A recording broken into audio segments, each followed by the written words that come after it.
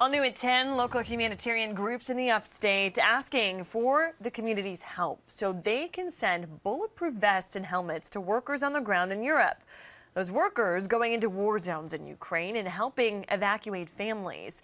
Now, we first introduced you to members of Direct Support Ukraine. It's a grassroots organization right here in Greenville a couple of weeks ago when they helped rescue an upstate family's grandmother trapped in Kyiv. And Fox Carolina's Matt Koufax spoke with them about this new mission and with one humanitarian worker who is on the ground in Ukraine and Poland about why they need these supplies. Cody, humanitarian aid workers that I spoke to, you just mentioned, I spoke to one of them who has seen the devastation firsthand. They tell me they've come to the realization that they need extra protection as their mission to and from Ukraine gets more and more dangerous because of increasing Russian aggression.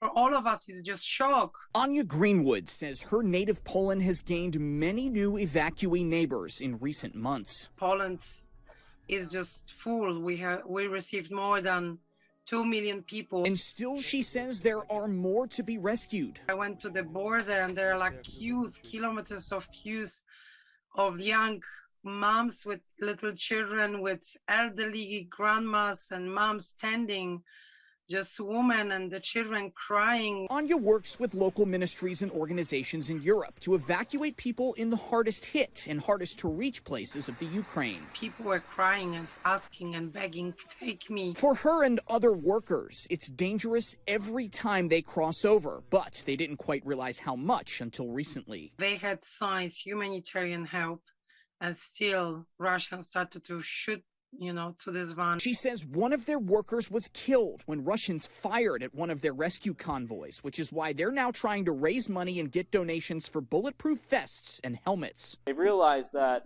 no one's off limits and they want to protect their volunteers. Jack Connolly is with Direct Support Ukraine in Greenville. We're sending money directly to Ukraine, and then also we have connections with people who are shipping stuff to Poland to get the supplies into Ukraine. Their organization has already raised more than $40,000, but now he says they're looking for even more aid. We're literally going to be saving lives of people in Ukraine, and we can do that from here in Greenville, South Carolina. Anya says the conflict still doesn't feel real and that they don't know how long it will last, but she says they plan to soldier on and save as many as they can. Send blessing to Ukraine to really stop this evil war. This needs to stop.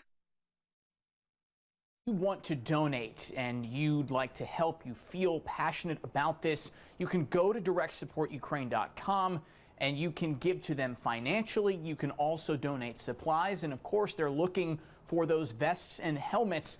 We will have a link to their organization and how you can get involved on the article that will be published on our website later tonight. In the newsroom, Matt Koufax, Fox Carolina, the 10 o'clock news. Matt, thanks.